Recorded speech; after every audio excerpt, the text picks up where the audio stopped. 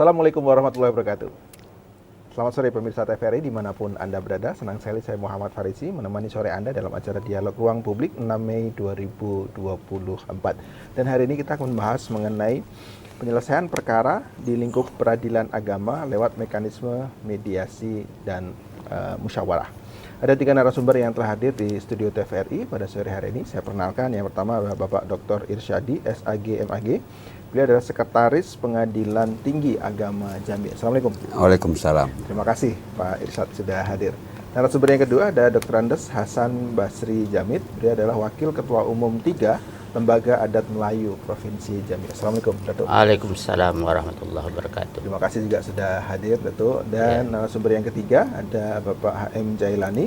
Beliau adalah Ketua RJ, Restoratif Justice dari Lembaga Adat Melayu Provinsi Jambi. Selamat sore. Assalamualaikum. Waalaikumsalam warahmatullahi wabarakatuh. Selamat sore pemirsa TVRI dimanapun Anda berada. Salam sehat selalu. Amin. Ya, terima kasih Pak Haji juga sudah hadir. Menarik ini pembicaraannya, yaitu ada penyelesaian perkara lingkup peradilan agama, tapi akan coba diselesaikan lewat mekanisme mediasi dan musyawarah yang kerjasamanya dengan Lembaga Adat Melayu Jambi. Tapi sebelum masuk bagaimana bentuk kerjasamanya, saya ingin tanya dulu ke Pak Irsyad. Pak Irsyad, kalau kita bicara lingkup peradilan agama dan proses penyelesaiannya, kita kan hari ini kita membahas mengenai bagaimana banyaknya kasus-kasus perceraian khususnya. Nah, kalau lihat datanya sebenarnya seberapa banyak kasus? Katanya banyak sekali gitu ya. Banyak. Banyaknya bukan banyak, tapi banyak. 7.000 sampai 10.000 setahun. Waduh. 1 tahun. 1 tahun. Itu kalau kita bicara mengenai grafiknya dari tahun 2000 deh misalnya sampai 4 tahun terakhir ini, itu grafiknya naik atau turun? Naik. Naik. Iya. Dan seprovinsi Jambi 7.000 sampai 10.000. 10 kasus. Nah, itu gimana Pak Irsyad ceritanya kok? Apa ya kalau kita bicara hukumnya, motif kira-kira begitu? Kok semakin banyak angka atau tingkat perceraian di Provinsi Jambi? Apa kalau kita faktorkan gitu, kita 3 terbesar faktornya apa kira-kira? Kalau rata-rata perkara yang masuk ke pengadilan itu kan rata-rata sengketa ketidaksesuaian cocokan antara suami istri. Tapi belakangan ini bertambah itu bukan saja di masalah perselisihan suami istri, tapi dengan adanya perubahan Undang-Undang Nomor 1 Tahun 74 itu perkawinan, perubahan umur perempuan berubah menjadi dari 16 ke 19, lelaki 19. Nah, berarti perempuan yang mau melaksanakan pernikahan pada umur belum sampai ke 19 kan tidak boleh. Nah, di sini rata-rata perkara dispensasi nikah itu naik. Jadi perkaranya itu campur, bukan hanya perceraian saja tuh. Oke. Jadi bisa perceraian, isbat, dispensasi, harta bersama, kewarisan, wakaf. Jadi include semuanya tuh. Oh, itu include semuanya ya, bukan angka perceraian tadi yang 7.000 ya. Oke, baik. Nah, fokus nanti yang akan dicoba untuk diselesaikan lewat mekanisme mediasi dan musyawarah itu untuk semua kasus atau hanya yang perceraian saja? Nah, bisa semua kasus. Ini kan pengadilan agama itu kan azasnya persona keislaman. Oke. Nah, sementara adat ini ide munculnya kerjasama MOU Pengadilan Tinggi Agama dengan LAM Jambi itu, sementara adat Melayu, bila disebut adat Melayu, itu pasti Islam. Ya. Nah, di Jambi asasnya adat bersandi syarak, syarak bersandi kitabullah.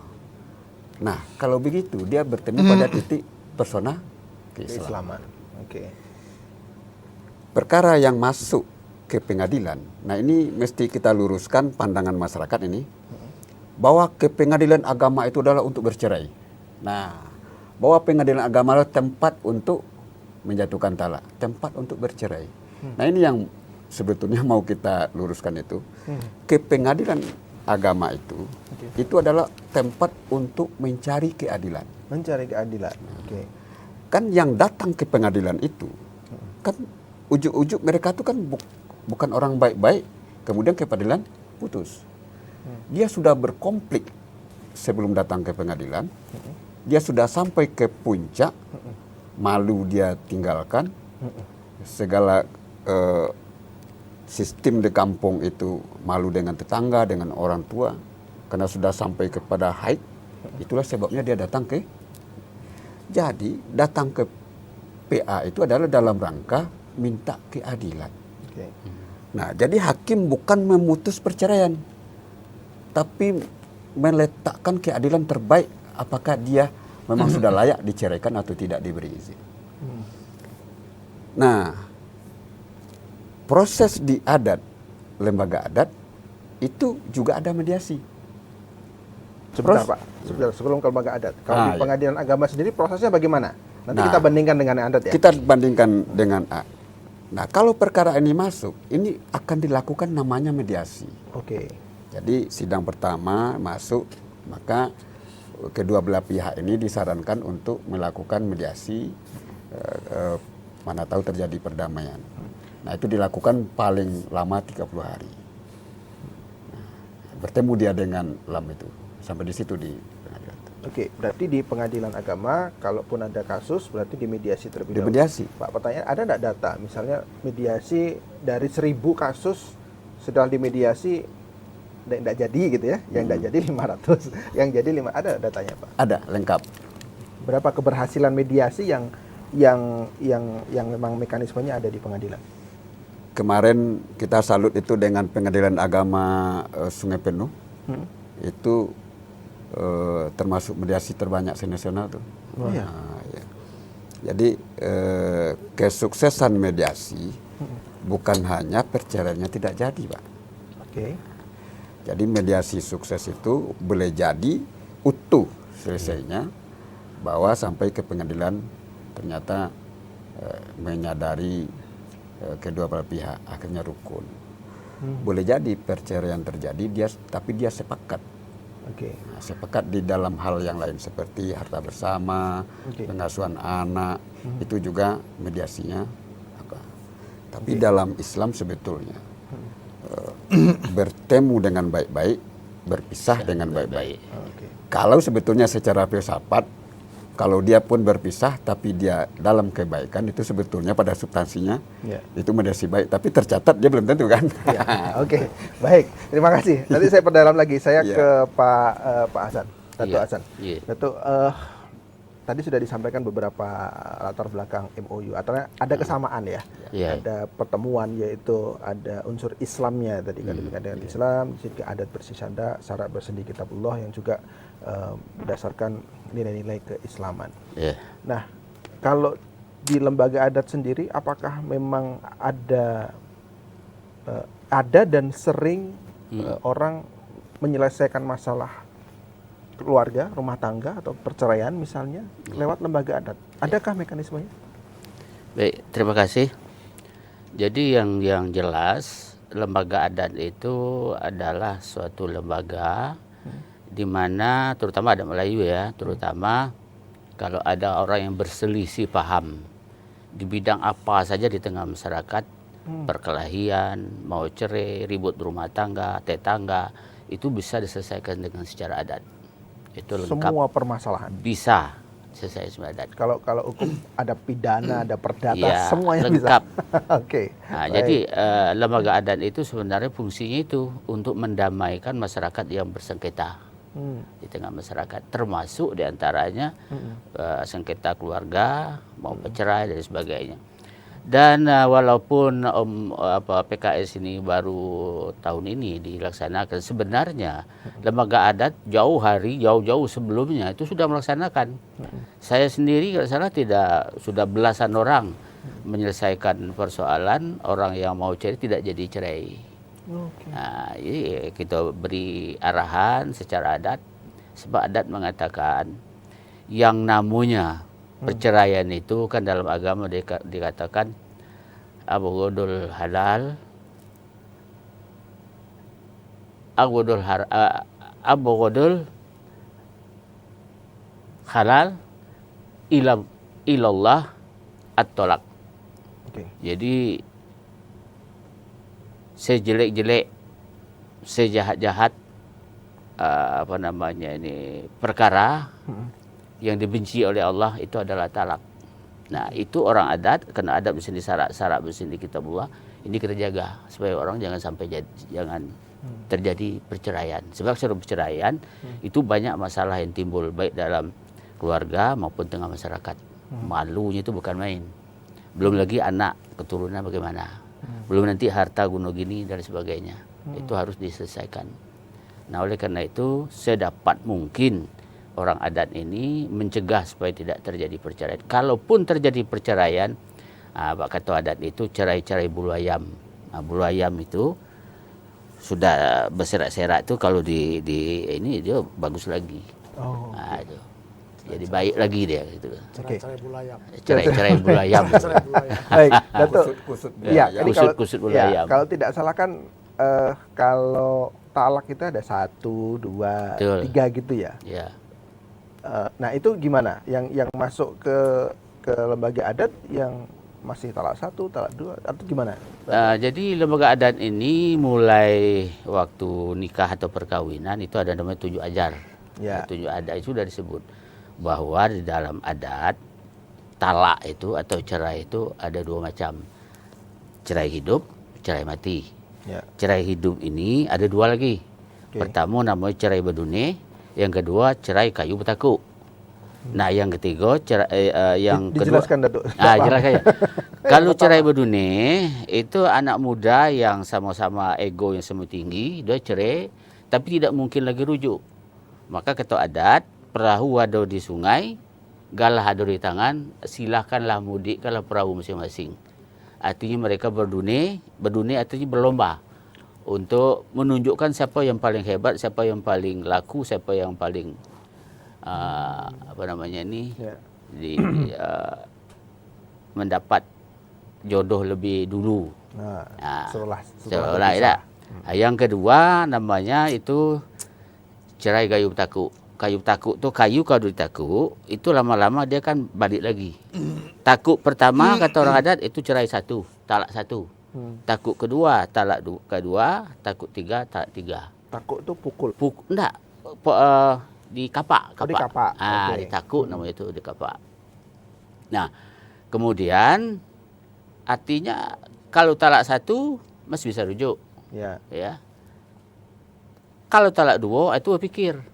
Sebab orang adat kalau dia sudah talak 2 itu jarang dirujuk lagi. Sebab kalau sudah talak 3, itu agak susah. Kalau sudah talak 2, harus talak nikah 3, lagi ya? Nikah lagi. dia nikah dulu ke orang lain baru boleh nikah. Jadi yang seling. banyak datang itu berarti baru talak 1 berarti. Talak 1 banyak. Nah, oke, baik. Nah, nanti bagaimana MOU-nya itu mekanismenya seperti apa? Apakah setiap ada kasus tidak diterima dulu di pengadilan agama, diarahkan ke lembaga adat, atau sudah terdaftar di pengadilan agama tapi diserahkan dulu atau bagaimana? Ya, kemarin sesuai pengarahan dari ketua PA bahwa sistemnya itu ada 2. Oke. Pertama, sebelum laporan ke pengadilan. Sebelum gugatan ke pengadilan. Ya. Yang kedua, setelah gugatan ke pengadilan. Oke. Kedua-dua bisa dilakukan. Nah, persoalannya ini ada persoalan teknis untuk menjadi anggota mediator ini itu harus ada sertifikat dari Departemen Agama, dalam hal ini dari Mahkamah Agung lah gitu ya. Ya. Nah, sekarang seandainya ini kan ini kasus ini kan berjalan terus nih. Ya. Nah, jadi pengarahan dari ketua PA kemarin bisa orang adat menyelesaikan, tapi nanti dilaporkan melalui gugatan bahwa kami sudah dimediasi oleh orang adat. Oke. Gitu. Oke. Tapi kalau umpamanya sudah orang adat sudah punya sertifikat, Nah, itu langsung tidak lagi melalui gugat, tapi mediator ini yang mengajukan kepada pengadilan bahwa kami sudah mengadukan mediator kepada nama si A si B.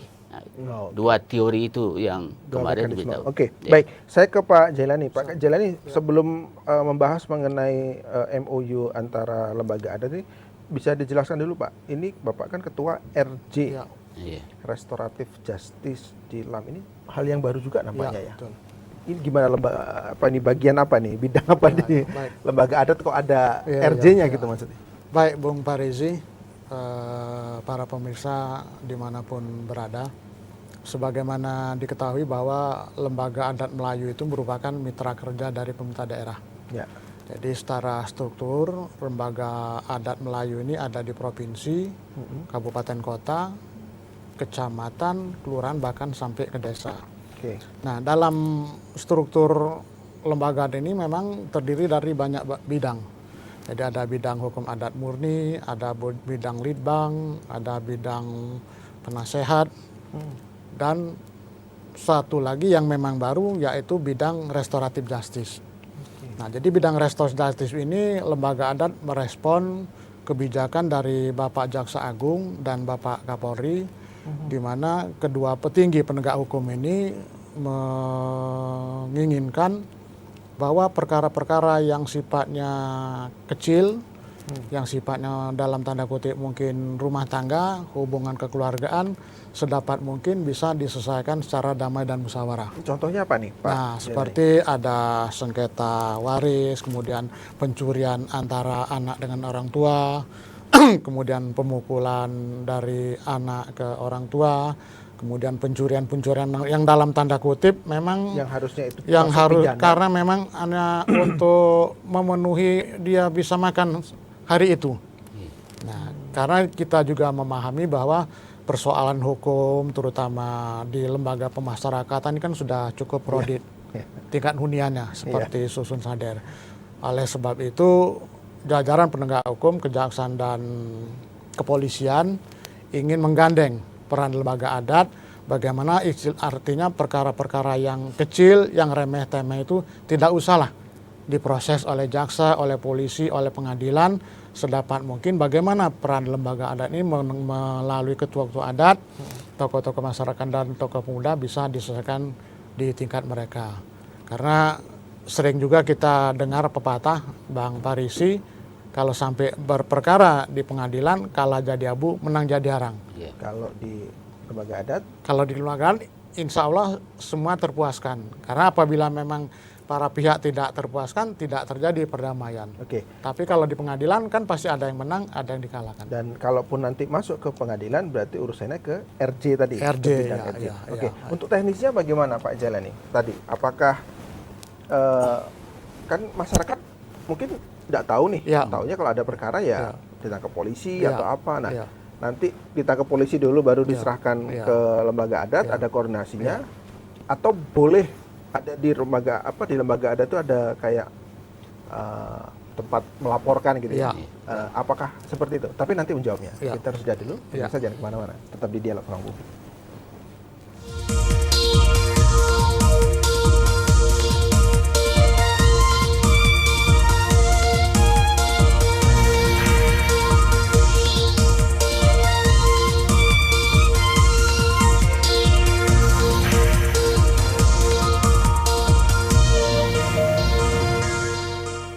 Terima kasih pemirsa, masih tetap bersama kami di Dialog Ruang Publik dengan tema penyelesaian perkara lingkup peradilan agama lewat mekanisme mediasi dan musyawarah, khususnya dengan lembaga adat Melayu Jambi. Saya kembali lagi ke Pak Jailani. Pak Ya, Jailani, siap. ada MOU ya, Ya. ternyata antara lembaga adat dengan Kapolri, Ya. lembaga adat. Ini lembaga adat se-Indonesia atau khususnya Jambi aja? Khusus Jambi. Jambi. Oke, lembaga adat Setidak-tidaknya Jambi. Lam Jambi yang sudah melakukan. Lam Jambi dengan Kapolri, Lam Jambi dengan Kejaksaan, bahwa kalau ada penyelesaian perkara beberapa kasus yang kecil, tidak terlalu besar, itu lebih baik diselesaikan dulu lewat lembaga adat Melayu dan lewat bidang restoratif justice.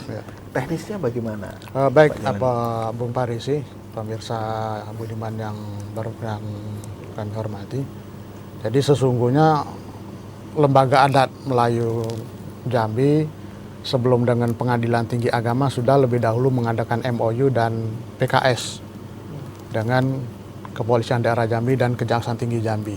Karena kita lembaga adat Melayu di tingkat provinsi, kita tentu mengadakan MOU dan PKS-nya dengan yang selevel. Ya. Ini diikuti juga dengan Polres-Polres dan Kejaksaan Negeri yang ada di kabupaten kota dalam provinsi Jambi. Sudah semua ya? Sudah semua, insya Allah. Antara lembaga Iya, adat Melayu kabupaten kota iya. dengan Polres. Nah, secara- mekanisme penyelesaian ini terutama kasus-kasus pidana, karena ini ranahnya domain polisi dan kejaksaan, itu ada dua, Bang Parizi. Yang pertama, para pihak yang berseteru, bersengketa, itu melapor ke rumah-rumah restoratif justice. Yang alhamdulillah di tiap kelurahan, di tiap desa ini sudah berdiri. Ada ya? Ada. Paling tidak kalau mereka belum terbentuk, itu dipusatkan di kantor lembaga adat, baik di lembaga adat Provinsi Jambi maupun lembaga adat yang ada di kabupaten kota.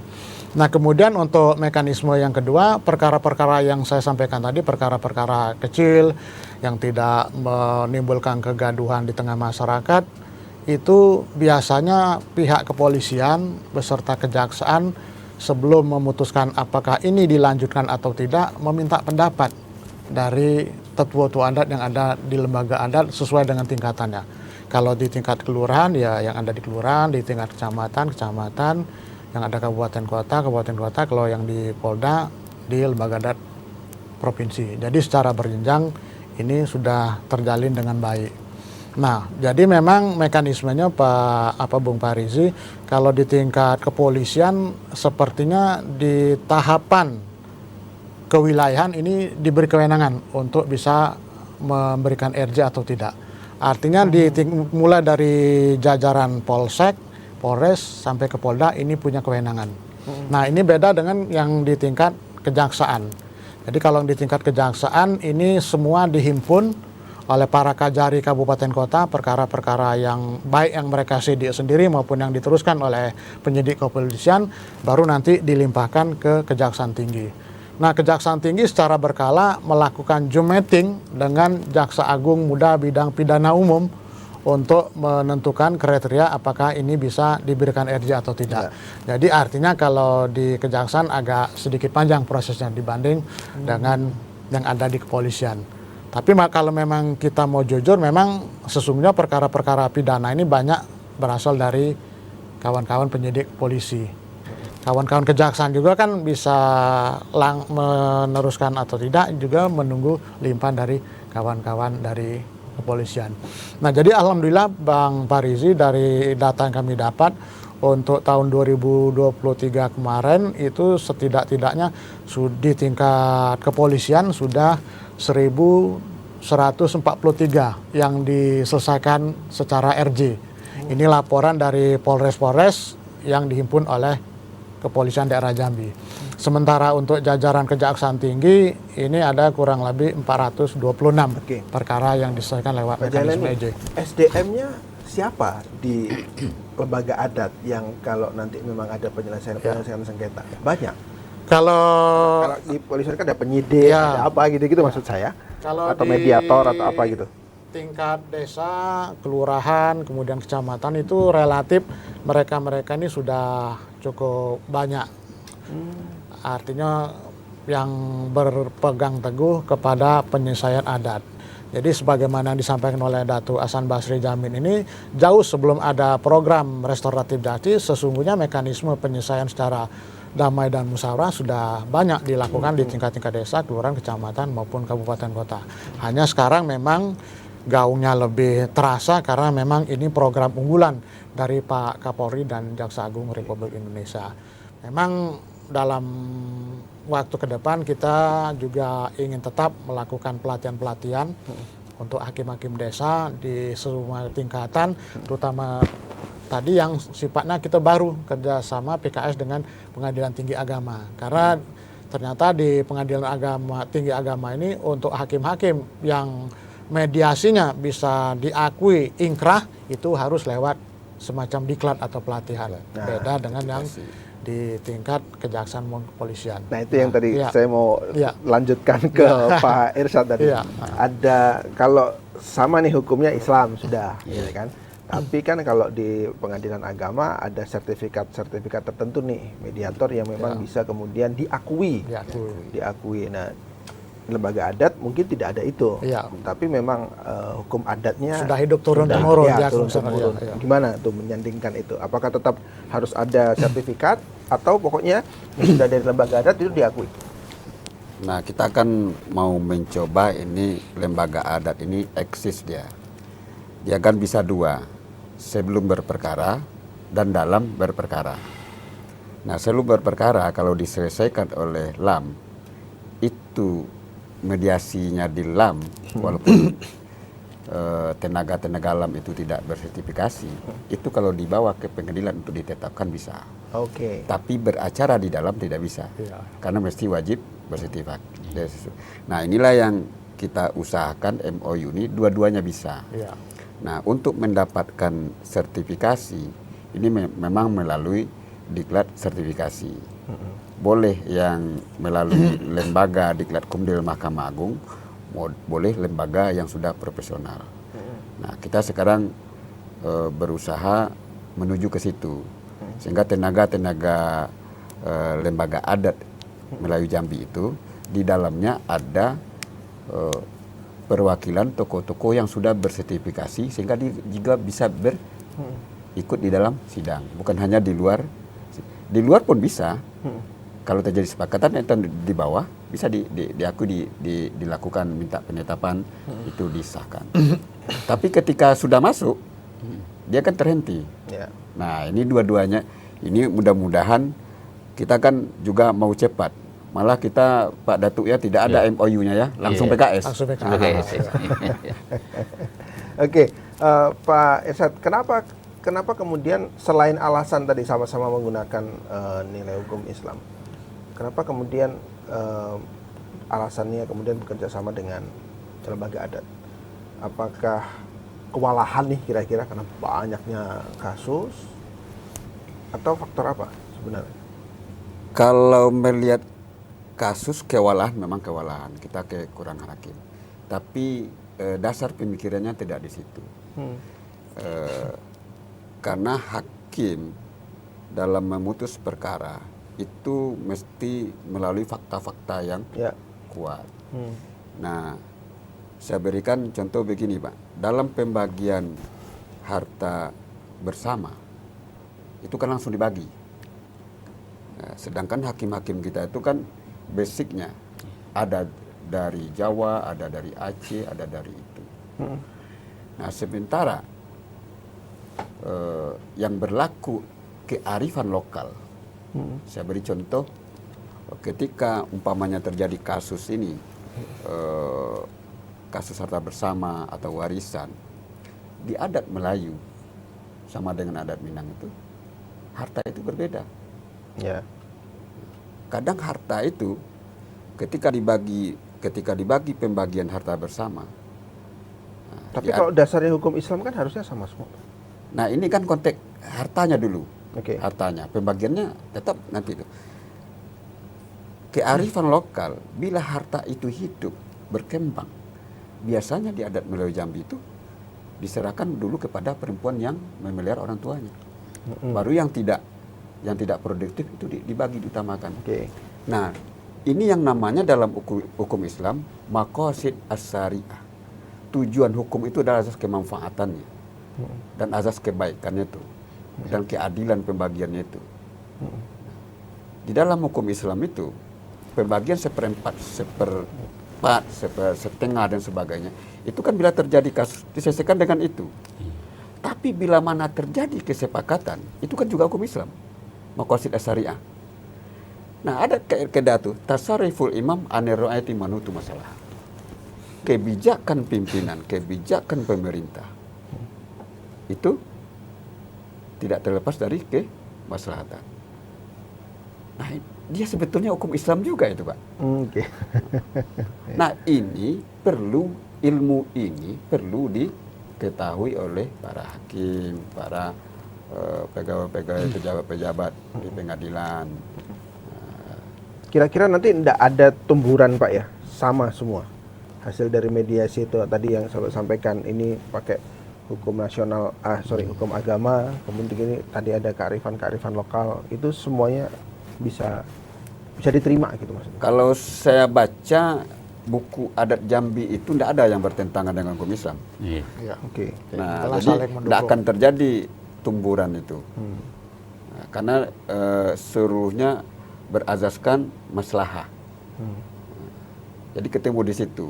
Nah, butuh ini oleh orang pengadilan kearifan lokal itu sebagai pemikiran, kan kita mengejar keadilannya, diusahakan keadilannya itu keadilan hakiki, bukan keadilan material aja tuh.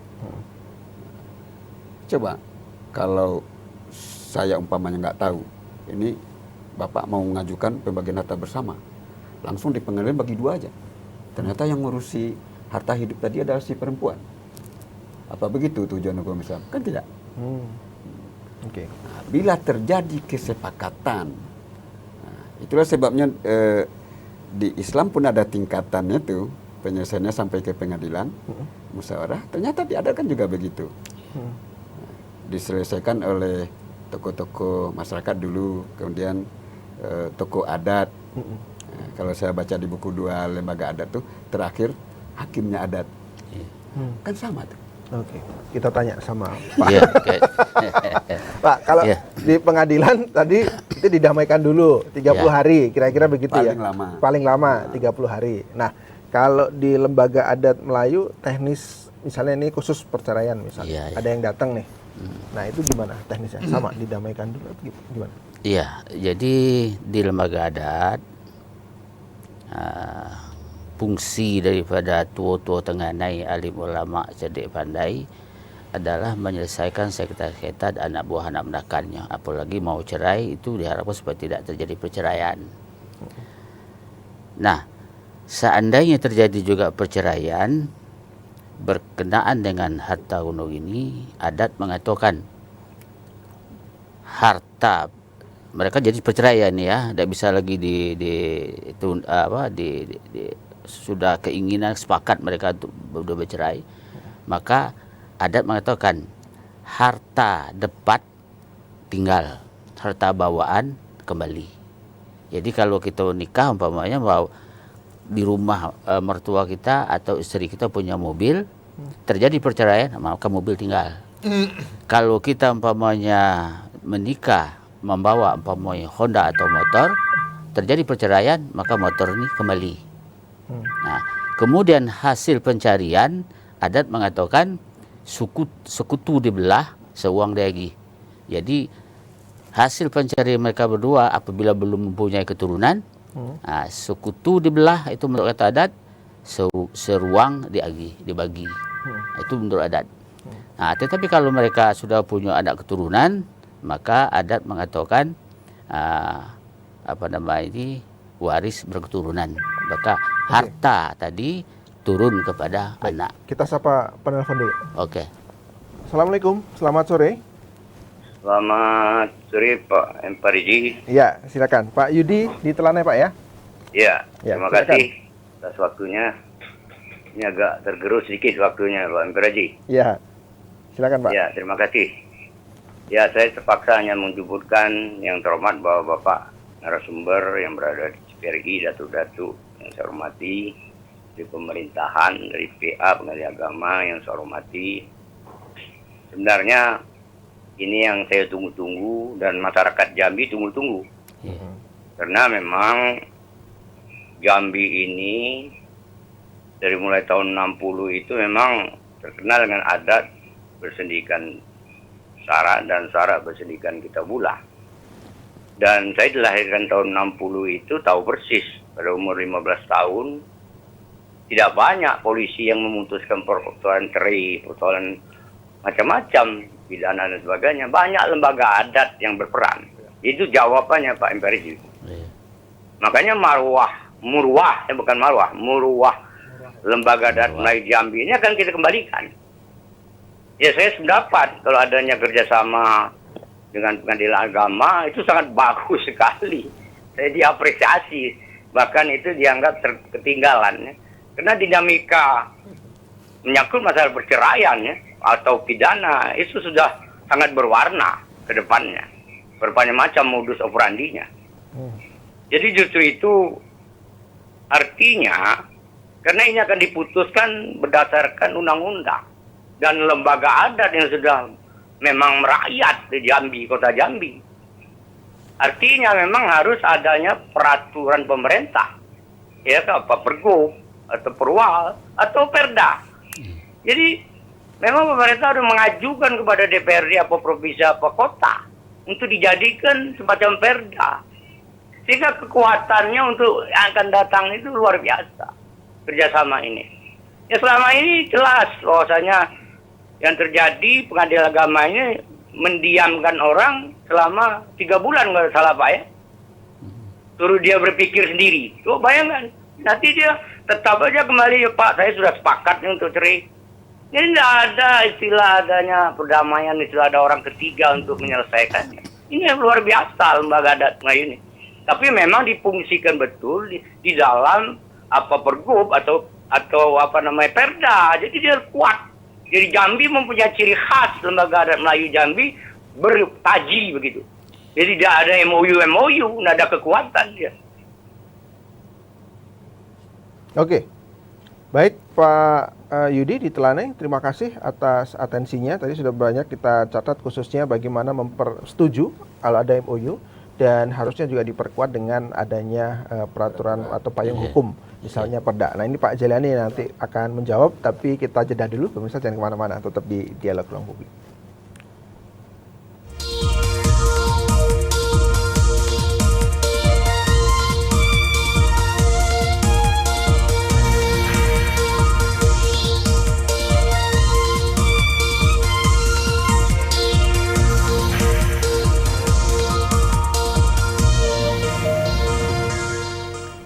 Terima kasih pemirsa, kita masuk ke segmen ketiga di Dialog Ruang Publik. Tadi ada pertanyaan, telepon dari Pak Yudi di Telanai yang pada prinsipnya mendukung adanya MOU antara lembaga adat dengan pengadilan agama tentang penyelesaian sengketa lewat lembaga adat mediasinya.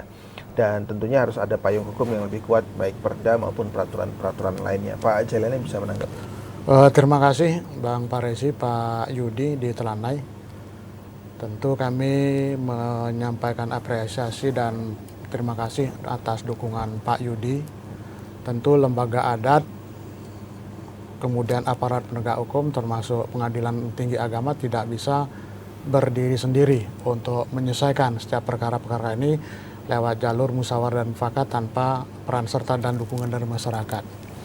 Nah berkaitan yang ditanyakan oleh Pak Yudi, sesungguhnya jauh sebelum LAM bekerja sama dengan Kejaksaan Tinggi, Kepolisian dan Pengadilan Tinggi Agama, lembaga adat terutama di Jambi sendiri sudah mempunyai payung hukum dalam bentuk perda, yaitu Perda nomor 2 tahun 2014 tentang penguatan peran lembaga adat.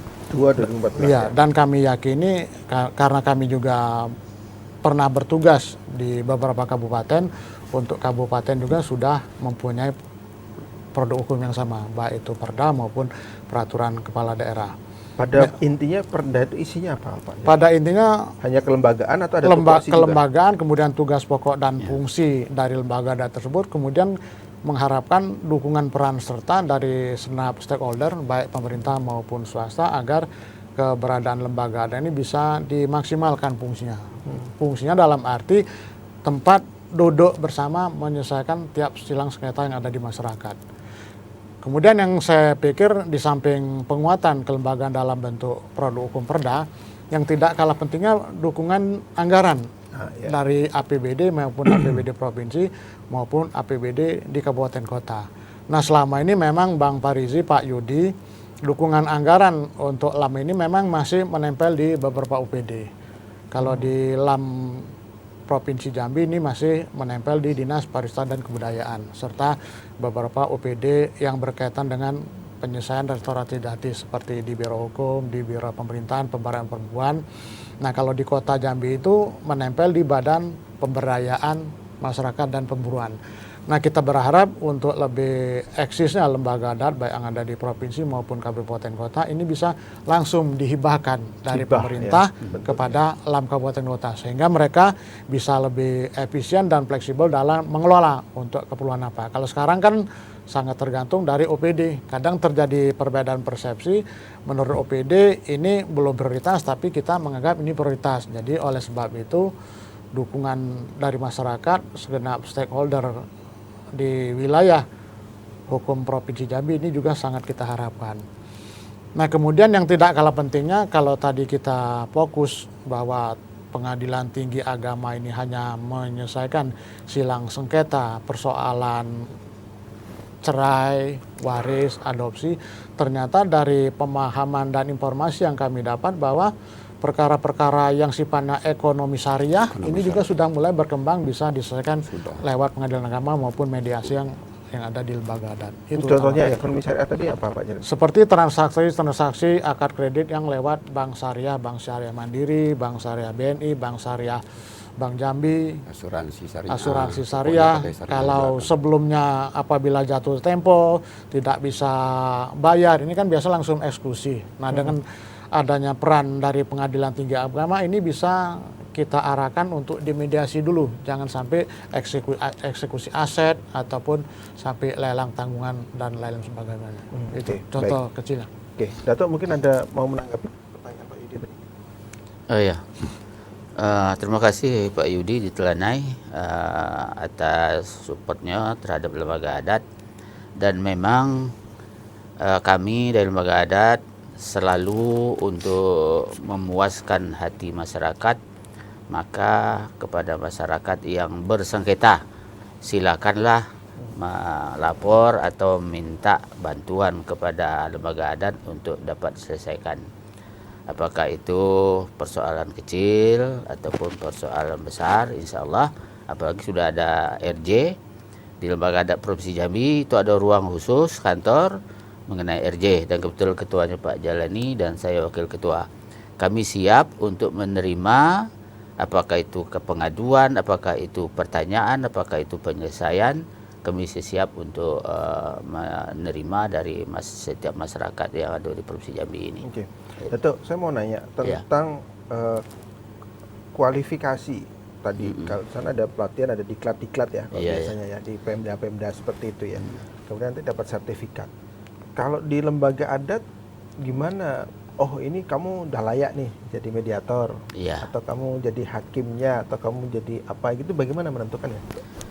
Kalau lembaga adat, orang yang berhak untuk menjadi katakanlah hakim adat yang bisa menyelesaikan, pertama adalah mereka paham hukum adat.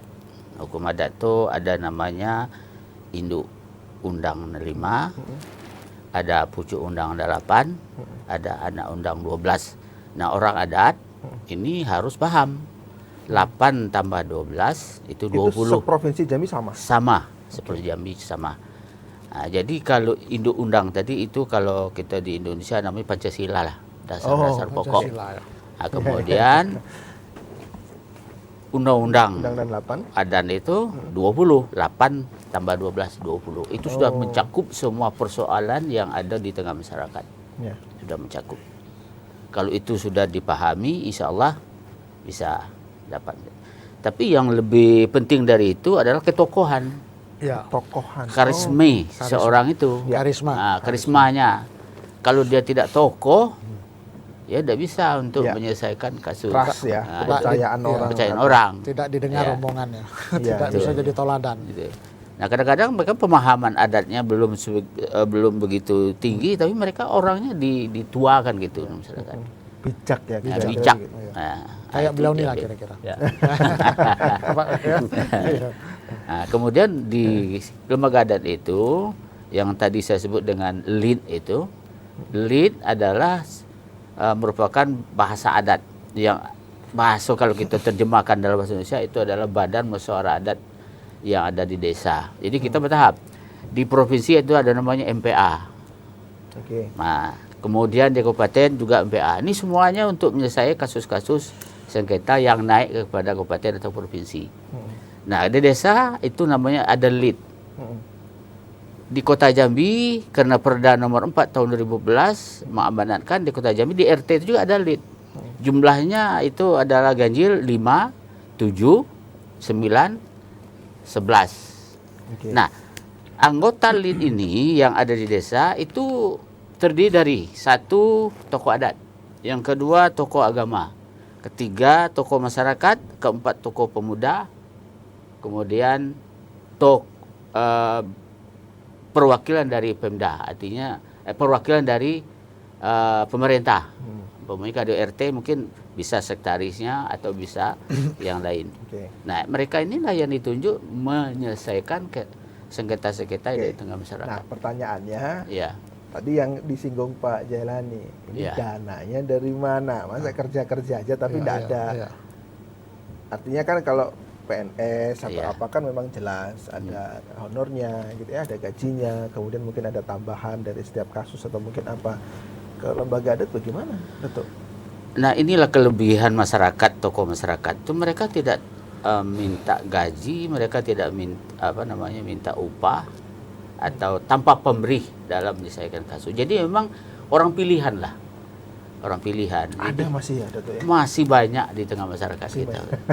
Tapi toh walaupun demikian lembaga adat itu membuat suatu ketentuan, umpamanya satu kasus selesaikan kasus apalah gitu, umpamanya perkelahian, atau umpamanya tertangkap basah kalau istilah orang sekarang ini. Dua-duaan lewat jam malam. Di malam hari. Itu dikena umpamanya kambing seekor, Iya, beras beras 20 gantang. gantang, kelapa 20 tali, selamat suan sasam segaram. Kalau orang yang tidak mampu, Dia begini, anak sekata bapak, bapaknya yang bayar. ya. Nah, dalam adat sudah dikatakan bapak tegak di pintu utang, nenek mama tegak di pintu gawe. Jadi tidak ada istilah utang harus tidak dibayar. Karena itu adalah Tanggung tanggung renteng. jawab Oke. bapaknya. Nah, ini yang saya cocok dengan hukum adat ya. Jadi kalau memang nanti umpamanya kasus Tanggung renteng ya, yang tanggung tadi itu renteng, iya.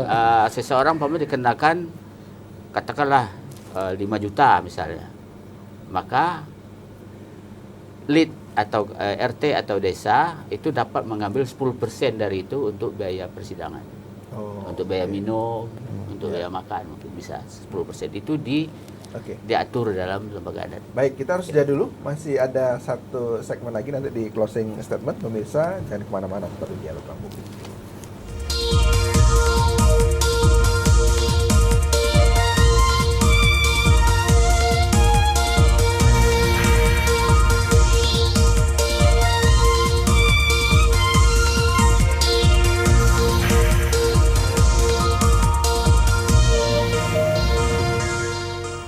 Pemirsa, kita berada di penghujung dialog ruang publik pada sore hari ini. Tadi sudah banyak yang kita bicarakan terkait penyelesaian perkara lewat peradilan agama yang diselesaikan dengan lewat mekanisme mediasi dan musyawarah lewat lembaga adat. Kesimpulannya, Pak Irsyad, apa yang disampaikan kepada masyarakat terkait topik pembicaraan kita? Mediasi memang diatur di dalam Perma nomor 1 tahun 2016 itu memberikan kepada masyarakat pencari keadilan berperkara simpel, ringkas, biaya ringan, dan ini bertemu pada muara yang sama dengan LAM, dengan namanya perdamaian yang dilakukan oleh adat, dan tujuannya sama-sama dalam bahasa hukumnya itu membantu masyarakat terpinggiran dan membantu masyarakat pencari keadilan dalam rangka berperkara biaya ringan, berperkara cepat, efisien. Dan ini bertemu pada satu muara yang sama. Sehingga betul kata Pak Yudi tadi, hukum yang hidup, kearifan lokal ini itu bersesuaian dengan yang ada di pengadilan. Dan inilah yang dikatakan dalam agama Islam itu al-adah wal muhakkamah. Jadi adat itu dia menjadi hukum. Dan hukum yang hidup pun, hukum itu tergantung pula kepada situasi ilat. Al-hukmu yaduru ma'ilat wujudan wa adaman, taghayyurul hukmi amsakina wa azmaniyah wa niyadah wal adah. Jadi hukum itu juga adalah salah satunya hukum yang hidup dalam kearifan lokal masyarakat. Oke. Bertemunya di titik situ. Oke. Terima kasih. Pak Jailani, Ya. terakhir. Baik, Bung Parisi, para pemirsa TVRI dimanapun Anda berada. Jadi melalui dialog interaktif ini tentunya kami sangat menghimbau kepada segenap masyarakat. Mari kita manfaatkan keberadaan lembaga adat Melayu Jambi di semua tingkatan untuk menyelesaikan setiap persoalan yang ada, baik itu lingkup keluarga, harta benda maupun berkaitan dengan lain-lainnya. Karena kita yakini penyelesaian yang terbaik adalah melalui jalan damai dan musyawarah. Sehingga istilahnya ultimum remedium, penyelesaian dalam hukum itu merupakan jalan terakhir apabila pilihan-pilihan yang lembaga musyawarah ini tidak bisa kita wujudkan. Begitu, Bang. Baik, terima kasih Datuk. Terakhir, monggo sampaikan ke masyarakat. Baik. Saya mewakili Ketua Umum Lembaga Adat Provinsi Jambi, yaitu Datuk Dr. Haji Hasan Basri Agus, Temanggung Putra Jaya Negara, menghimbau kepada tokoh-tokoh masyarakat, baik itu yang berada di desa ataupun di RT, yang sudah tunjuk sebagai anggota LID atau Badan Musyawarah Adat, untuk dapat melaksanakan tugas dengan sebaik-baiknya. Dan sekarang kita mendapat kepercayaan lagi dari Pengadilan Tinggi Agama untuk dapat menyelesaikan kasus-kasus yang berkaitan dengan perceraian.